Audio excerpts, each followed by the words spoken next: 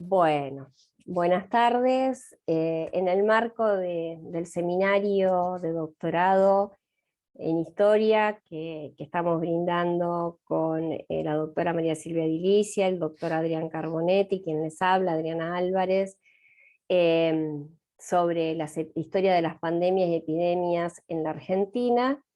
Hemos realizado esta actividad especial, sobre todo porque estamos muy cerca de una fecha, ¿no? Que es, digamos, cuando se conmemora precisamente esta dolencia.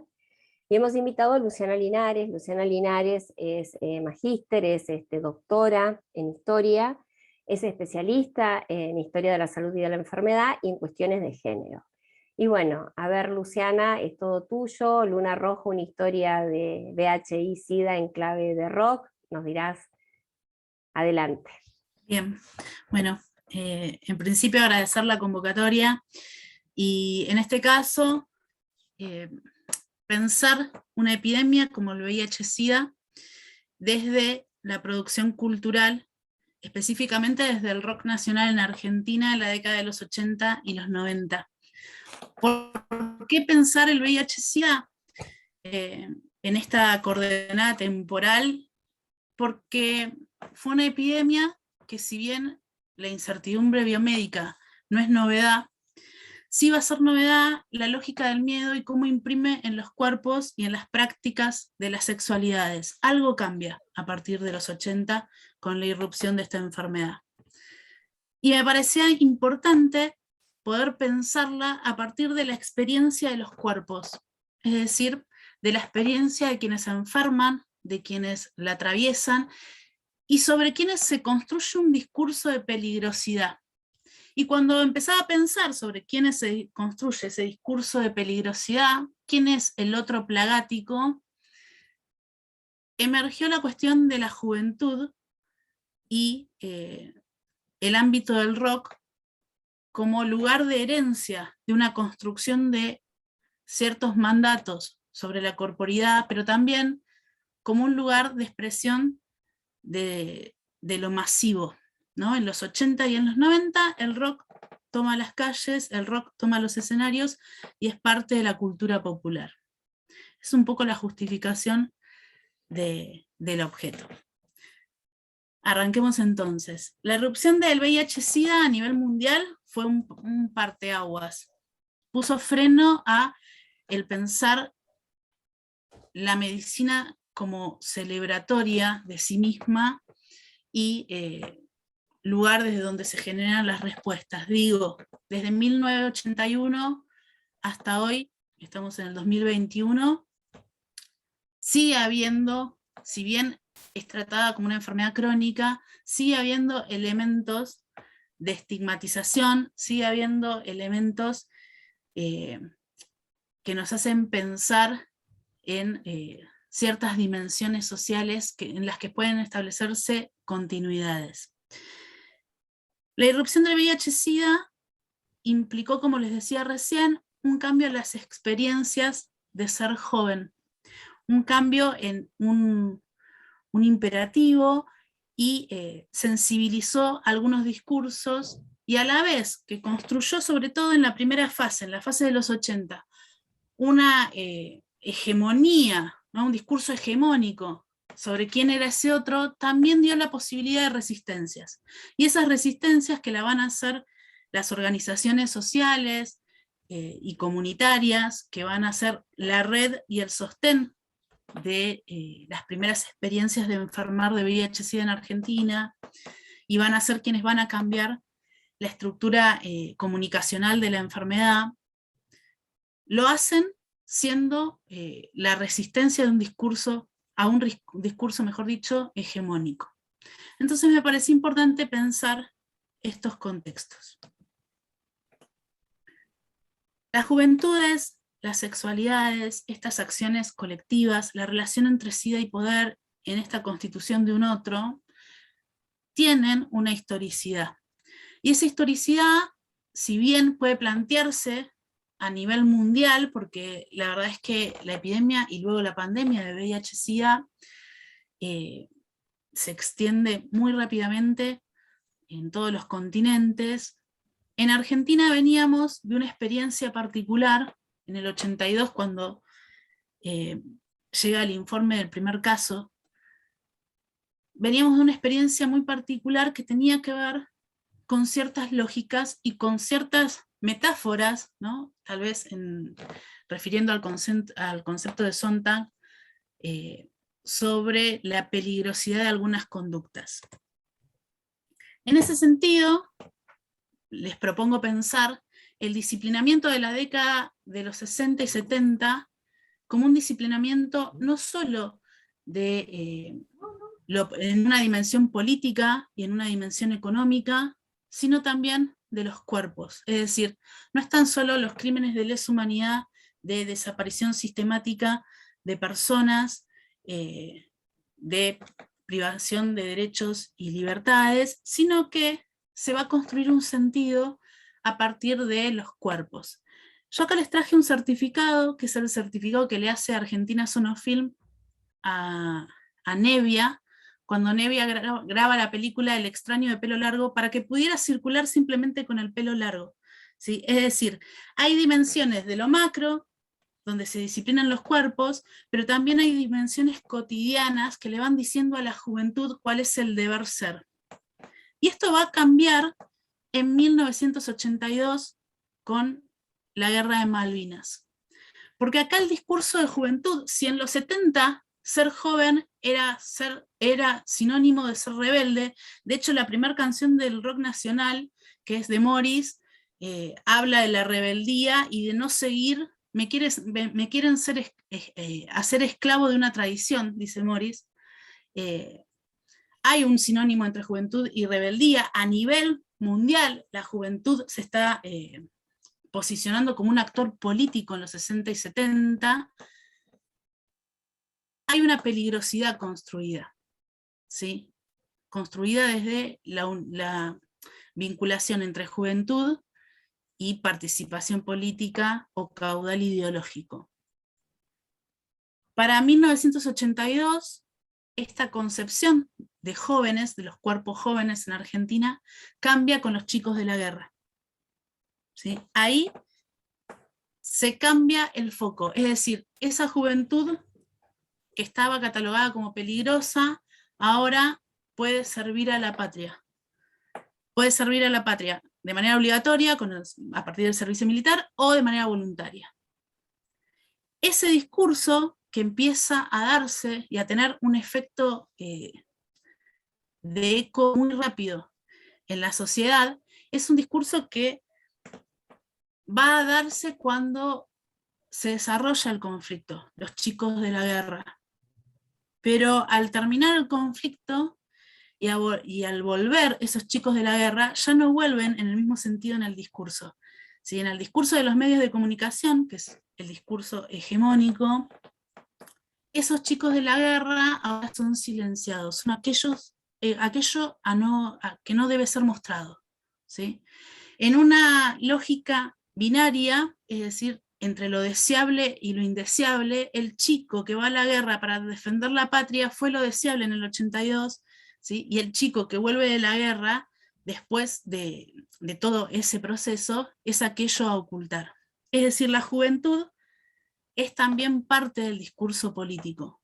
¿Sí? Por eso hablo de estas cuestiones de la represión y el disciplinamiento, no solo en la lógica política macro, sino en los cuerpos de quienes van a ser los protagonistas de esa juventud de los 80. 1982 entonces abre con esta tensión en la categoría de juventud. Cuando miramos los elementos culturales, que también en el 82 toman carácter de masividad, recordemos que mediante un decreto se prohíbe la escucha y la reproducción de música en inglés. Eso fue parte del auge de la masividad del rock en español, y en particular del rock en Argentina. Durante la década de los 70, los conciertos y los recitales de rock habían sido objeto de la lógica represiva y disciplinaria del gobierno de facto, de la dictadura cívico-militar eclesiástica. Sin embargo, para el 82, la juventud desborda las calles. ¿Sí? La juventud desborda estos espacios. Se da realmente ese efecto de masividad. ¿Quiénes son estos jóvenes? Bueno, estos jóvenes ponen en tensión el ideario de masculinidad y de feminidad que se tenía hasta ese momento. Porque van a ser masculinidades que tienen en sus formas de expresión, en sus formas de vestir, elementos que antes estaban restringidos al mundo femenino. Por ejemplo, el pelo largo. ¿Sí? Por ejemplo, las ropas ajustadas. Por ejemplo, el maquillaje en escena. Es decir, las masculinidades a principios de la década del 80 son parte de esa explosión que viene con la vuelta de la democracia. Justo en ese momento es que irrumpe el VIH-Sida en Argentina. ¿Sí? En ese momento donde las diversidades sexuales que tenían organizaciones y que tenían cierta visibilidad, ven en esta primavera democrática del 82, del 83 en adelante en realidad, una posibilidad de gestionar una serie de acciones de visibilización. Y va a ser el rock un lugar muy poroso donde se van a construir sentidos y discursos. Porque bien sabemos, lo dice Duby, lo va a decir Susan Sontag, cada vez que emerge una epidemia en la historia de la humanidad, emergen una serie de sentidos sociales sobre esa enfermedad. Si la juventud, si ser joven en los 70 era peligroso por tus ideas políticas, ser joven en los 80 lo va a ser por las prácticas sexuales, en este marco de irrupción del VIH-Sida. Entre las metáforas sobre esta enfermedad van a aparecer dos muy conocidas y que van a ser muy peyorativas y muy estigmatizantes, pero también tenemos que entender que hasta el 83 es una enfermedad que no tiene nombre, ¿sí? Que no hay en la comunidad médica una conciencia real de a qué se está atacando. Esas metáforas van a ser el hecho y la peste rosa o el cáncer rosa. Si bien no son propias de Argentina, si bien van a estar circulando a nivel mundial, en Argentina se plasman casi inmediatamente en los medios de comunicación. ¿Sí? Hablar de peste rosa, fíjense que en este título de crónica, otro muerto por la peste rosa en Argentina, hay un montón de dimensiones para el análisis de cómo construyen esa otredad.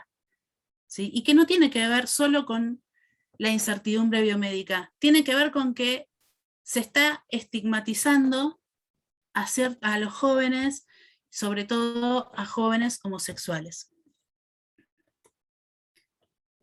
Esta primera fase del VIH-Sida en Argentina, del 81 al 90, va a estar signada por las lógicas de discriminación y de aquello que no se dice. Aquello que no se dice tiene que ver con las lógicas de contagio que tiene la enfermedad. Y eso va a generar un efecto en el resto del cuerpo social de descalificación del paciente, ¿sí? De ponerlo en un lugar de estigma y de culpabilidad por su propia conducta, pero también de los profesionales de la salud.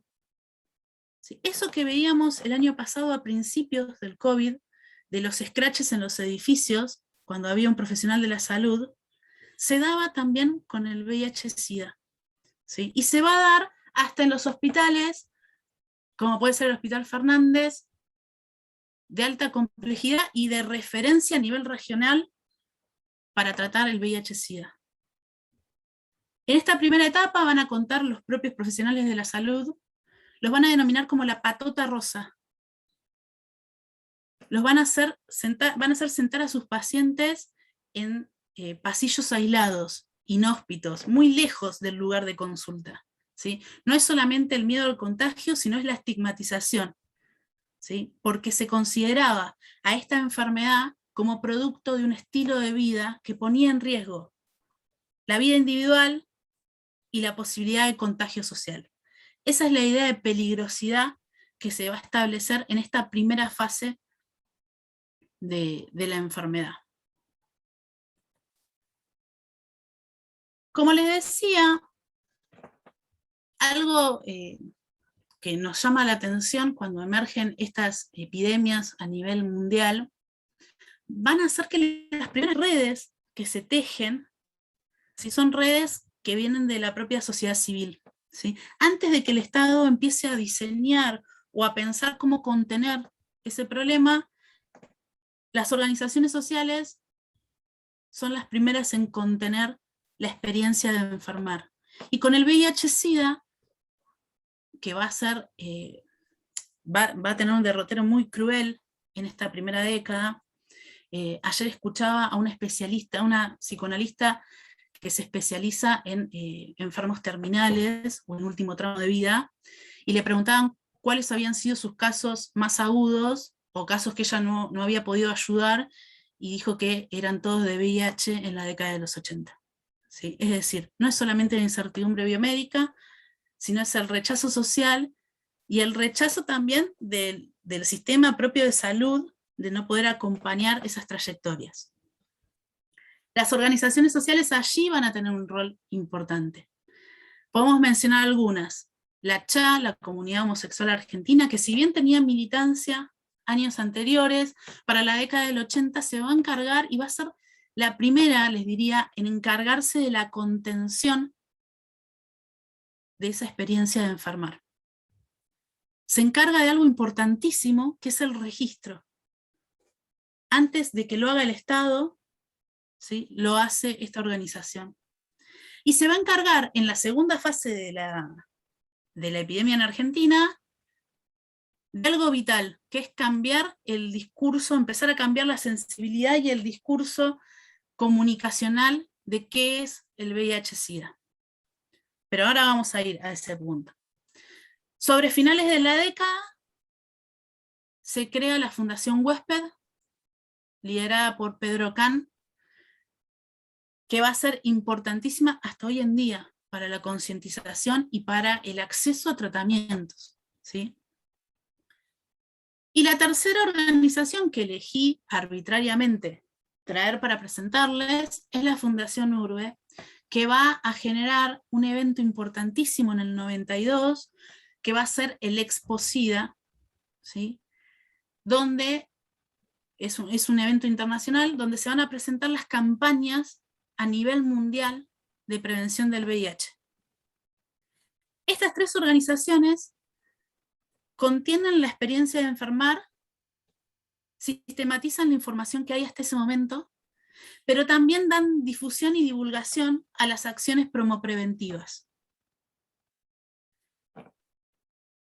Tres columnas de las cuales debería encargarse en algún punto el Estado, ¿sí? Pero antes del diseño de políticas públicas respecto al VIH-Sida, podemos dar cuenta que el antecedente inmediato van a ser las acciones de estas organizaciones sociales, con campañas muy exitosas como la campaña Stop SIDA.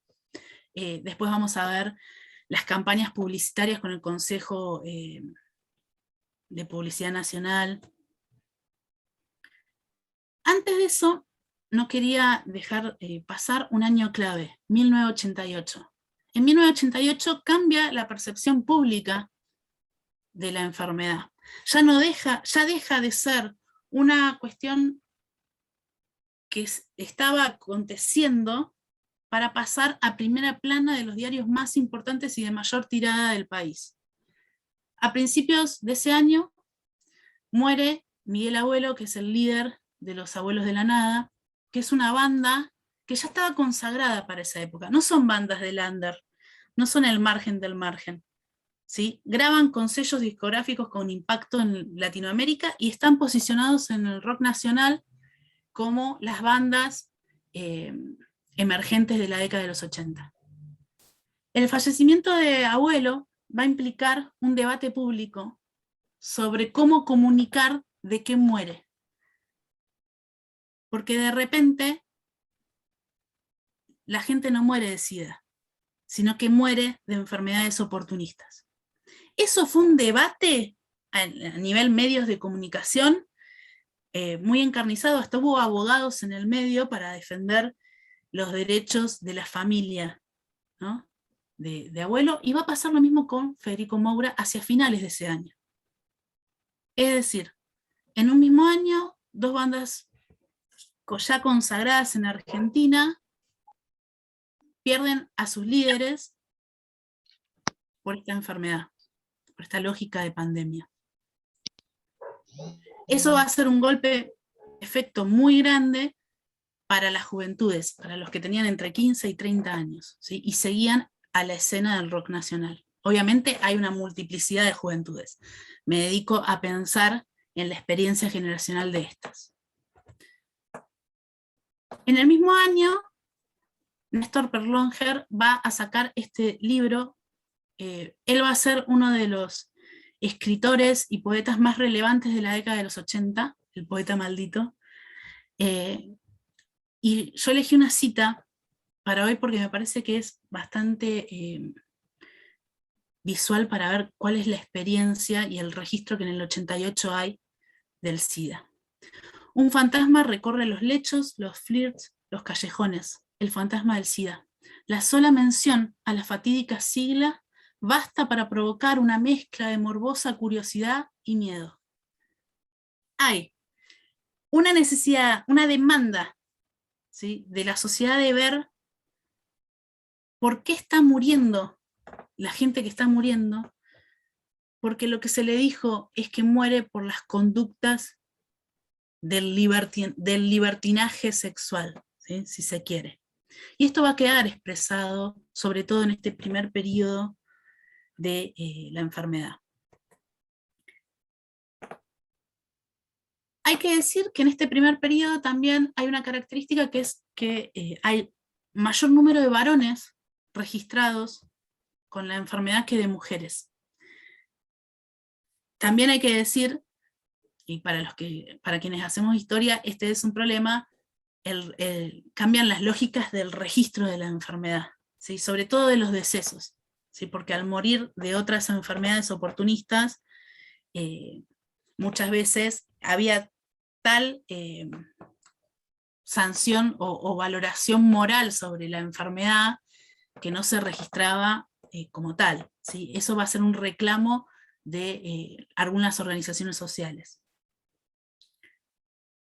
En 1987 aparece el primer caso registrado en Argentina de la muerte de una mujer por VIH-Sida. El periodo que sigue, ya en los 90, nos va a encontrar con expresiones poéticas, musicales y culturales que están reflejando de alguna manera la experiencia de esa juventud respecto a la enfermedad.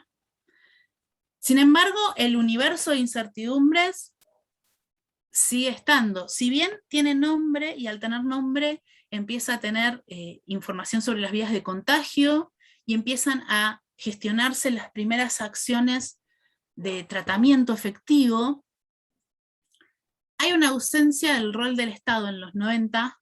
El problema que tiene el Estado en los 80 es que esas drogas primeras cotizan en dólares, y en un contexto inflacionario, el acceso a esas drogas era excluyente.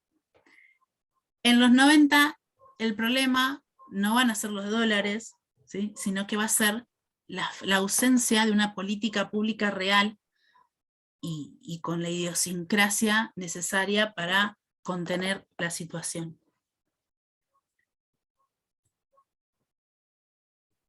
En esos 90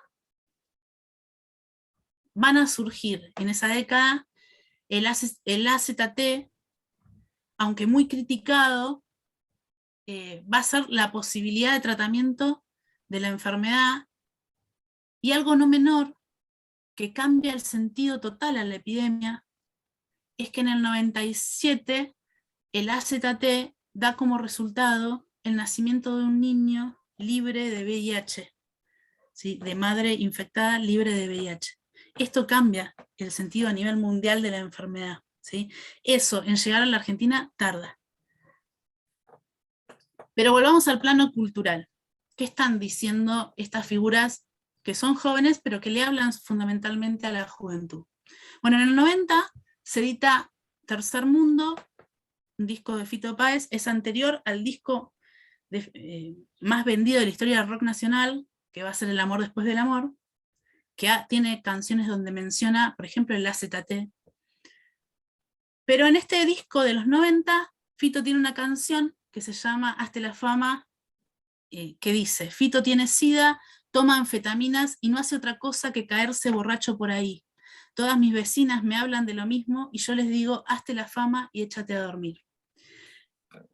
Esta canción, digamos, es como muy directa, muy lineal, pero también nos hace pensar en esa triangulación de sexos, drogas y rock and roll, que ahora empieza a tener reglas, ¿sí? El sexo empieza a tener reglas. Y en este periodo que se abre en la década de los 90, cambia el índice de masculinidad de la enfermedad, es decir, la enfermedad empieza a feminizarse, y también hay de cada 100 personas con VIH que pueden registrar el momento de contagio, 37 nos dicen que se contagiaron por compartir jeringas. Es decir, empieza en esta triangulación sexo, drogas y rock and roll, empiezan las drogas a tener y a surcar un camino también como causa de contagio. Lo otro que les quería mostrar de este periodo va a ser algo que dice Charly García en una entrevista.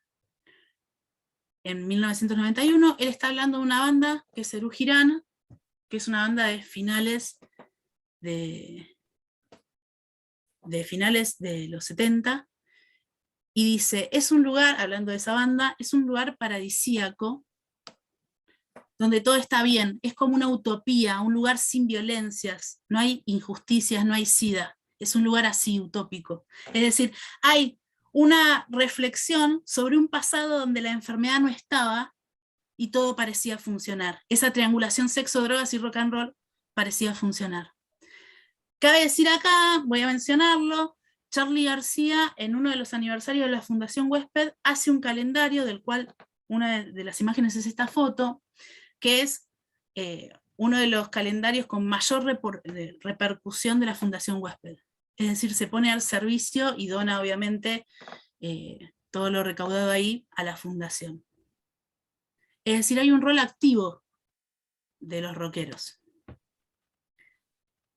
¿Qué pasa con el Estado? Bueno, hay una cuestión acá que tenemos que mirar muy claramente, que es la militancia, es decir, las organizaciones y sus espacios de militancia, y la denuncia que hacen respecto a las campañas de prevención que realiza el gobierno de Menem. La crítica va a ser: son todas campañas españolas trasplantadas con otra idiosincrasia y que son moralizantes. Es decir, que ponen el acento en la culpabilidad del contagio. No solamente eso, sino que yo en el 92 estaba en la primaria, pero de esta publicidad que les voy a mostrar ahora me acuerdo perfectamente, y ustedes van a recordar el nombre de las campañas Sí da, no da y Póntelo, pónselo, que son campañas españolas que no tienen ningún tipo de arraigo y no cumplen con los objetivos de lo que se necesitaba para ese momento en Argentina. Así que la Fundación Huésped se une al Consejo Publicitario Argentino y crean este spot publicitario en 1992 que se llama Camas Vacías, que decía: primero se llevaron a los homosexuales, después, pero yo no me preocupé porque no era homosexual. Después se llevaron a los drogadictos, pero yo no me preocupé porque yo no era drogadicta. Luego siguieron los hemofílicos, pero no me preocupé porque yo no era hemofílica. ahora ya es tarde, están golpeando mi puerta, SIDA, no te dejes llevar por la indiferencia. Con un mensaje claro, contundente, que involucra las 4 H's, ¿sí?, con las que se empezó a hablar de esta pandemia. Esta publicidad sí cambió el rigor y la profundidad que tenían los discursos de prevención y de lucha contra el VIH-Sida en Argentina. ¿Sí? Este sí va a ser un punto de quiebre y ya no se vuelve, digamos, al trasplante de campañas hechas en otras coordenadas temporales, en otras coordenadas territoriales y con otra idiosincrasia. Pero esto, vuelvo a poner el foco acá, va a depender de estas organizaciones de la sociedad civil y no del Estado. En el mismo año, en el 92, Soda Stereo saca un disco que se llama Dínamo. Si bien no es el disco más vendido de la banda, es el disco que los músicos, digamos, consagrados están de acuerdo que es el que imprime el sonido de Soda Stereo. En ese disco hay una canción que se llama Luna Roja, que dice: cuídame, yo te cuidaré, yo también pagué placeres ciegos, y no quiero ver la luna roja, es peligrosa y te hace mortal. Esta canción no solamente es muy explícita de lo que está hablando, y es muy clara en esta lógica de consecuencias de los placeres ciegos y de no poner lo moral para estigmatizar. La banda de Cerati decide donar eternamente los derechos de esta canción a la Fundación Huésped. ¿Sí? Estamos otra vez ante una acción concreta del mundo del rock respecto a la acción de contención y prevención del VIH-Sida. Acá está este evento en el mismo año, que es el Expresida, que tiene, es esta digamos, exposición internacional, pero que tiene un momento de recitales, que es el Festival de Rock de los Corazones Solidarios, donde va a participar Luis Alberto Spinetta y cierra la noche, ¿no? Invita al escenario a Fito Páez y a Gustavo Cerati y dice: yo les digo de corazón, con toda mi experiencia, cuídense. Ámense profundamente, pero con el cuidado de estas reglas, quizá malditas, pero reglas al fin, que hay que respetar para salvar a nuestros hijos y a nosotros mismos del pavoroso drama del SIDA. Es decir, Spinetta en el punto más alto de ese recital para todo, y lo que nos expone es la incorporación de esto que yo les decía anteriormente, de las reglas en esa triangulación, ¿sí? Vuelve el rock a disponer un discurso claro sin sancionar moralidad, ¿sí? No hay una sola forma de amar, ¿sí? No importa en el discurso del rock cuál es la forma de amar o la forma de contacto, sino que lo que prima ahí es, primero, la identificación de un peligro, pero seguido a eso, la posibilidad del cuidado. Y esto transforma el imaginario popular sobre el VIH-Sida, ¿sí? No solo como una sentencia, esto que era antes una sentencia de muerte, sino poniendo el acento en las lógicas de prevención. Lo hace un elemento cultural muy cercano a las juventudes, como lo va a hacer el rock.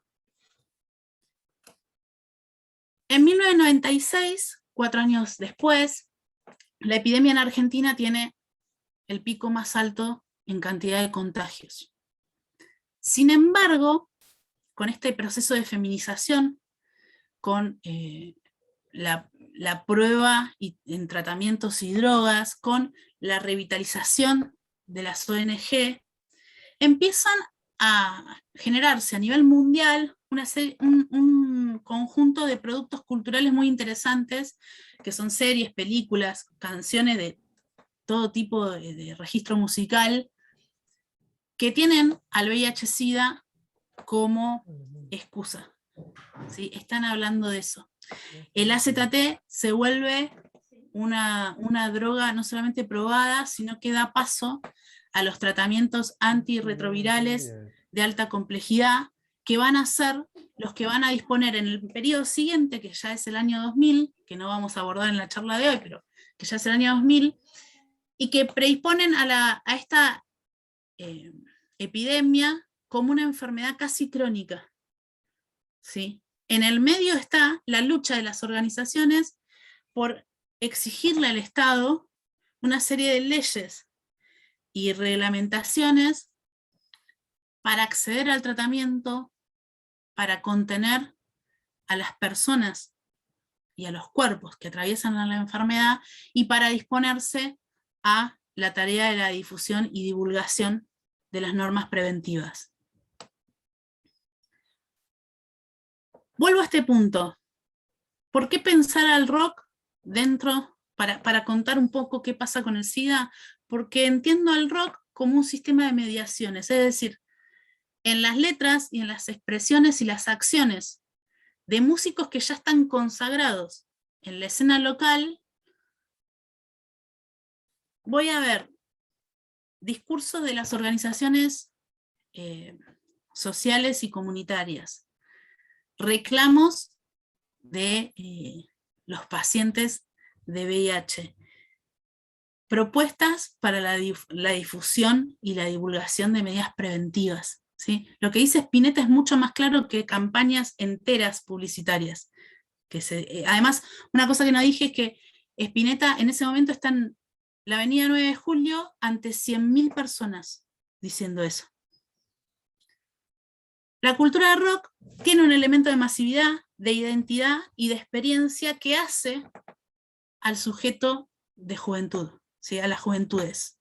Entonces, hablarle en esas lógicas, ¿sí? Desde ese idioma, que es el idioma que están en ese momento consumiendo, me parece uno de los actos, ¿sí? Más comprometidos de la cultura general respecto a una epidemia. Si bien el tango en el 19 con la tuberculosis y después con la sífilis había tenido cierto registro, me parece que en otras coordenadas temporales y en otras lógicas de comunicación, me parece que el rock acá juega un papel determinante. Después podemos discutir si esto que está pasando en Argentina, digamos que no es original y propio, sino que va a ser también, cuando miramos el mapa internacional, están pasando estos eventos que vinculan al rock con la lógica de cambio del sentido social de la enfermedad en otros puntos, ¿sí? Pero me interesaba en Argentina porque se pueden establecer ciertas continuidades. Para ir cerrando, les traigo una cita de un autor que en la escena nacional contemporánea es muy relevante porque escribe sobre los 90, que va a ser Fabián Casas. Fabián Casas dice: los amigos borrados antes de tiempo con el liquid paper del proceso, las Malvinas y el SIDA, ¿sí? Ya se puede establecer acá como parte de esa experiencia de ser joven en los 90, ¿sí? Una pata más a ese trauma, ¿sí? A esa trilogía traumática del proceso Las Malvinas y la emergencia del VIH-Sida en Argentina. Bien, hasta acá la exposición. Escucho, no sé, comentarios y charlamos un poco.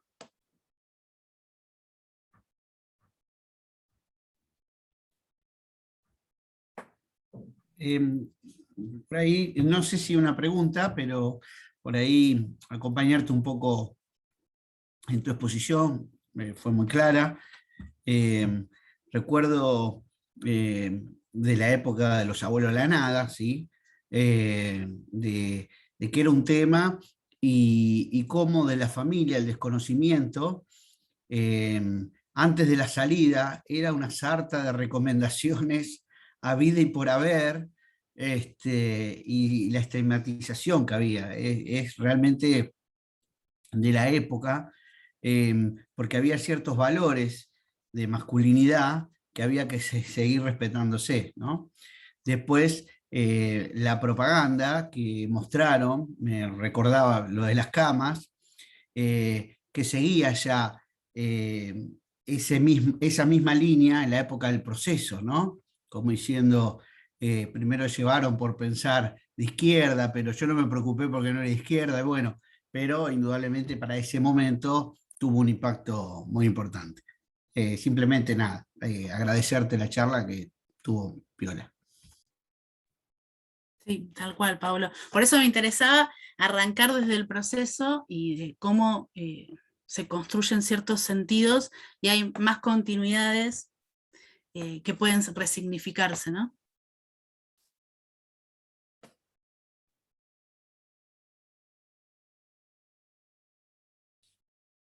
Bueno, muchas gracias, Luciana. No sé si hay otra consulta, y si no, bueno, agradecerte la presentación. Es una mirada distinta y muestra las diferentes formas en las cuales podemos interpretar y explicar el pasado de una enfermedad que por otro lado tiene la carga también, ¿no? de ser contemporánea. Entonces eso también implica, digamos, una perspectiva distinta. Y bueno, utilizar el rock me parece una visión fantástica, y sobre todo porque también esa incertidumbre biomédica también provocó percepciones de la enfermedad, ¿no? O sea, digamos que era una enfermedad de los homosexuales, vino del mundo de la ciencia en realidad, y eso plasmó en una percepción errónea en realidad, ¿no? Porque después es como la tuberculosis, el SIDA se podía enfermar todo el mundo, pero esa percepción errónea, digamos, de construirla también después llevó mucho tiempo, ¿no? Ese divorcio a veces que hay entre ciencia y percepción, ¿no? Percepción social. Así que bueno, de mi parte muchas gracias, agradecerles la presencia, y bueno, muchísimas gracias. No sé si hay alguien más que quiera hacer una pregunta, y si no, vamos cerrando. Bueno, muchas gracias, Luciana, y a la gente del seminario. Nos volvemos a encontrar el jueves que viene por el link que les vamos a colgar en el aula virtual para el cierre del seminario, y Luciana, estás invitada porque allí la mesa especial va a ser sobre magia, hechicería, curanderos, va a ser de lo más interesante. Así que bueno, muchísimas gracias. Un placer acompañarles. Gracias, gente. Nos vemos. Hasta luego.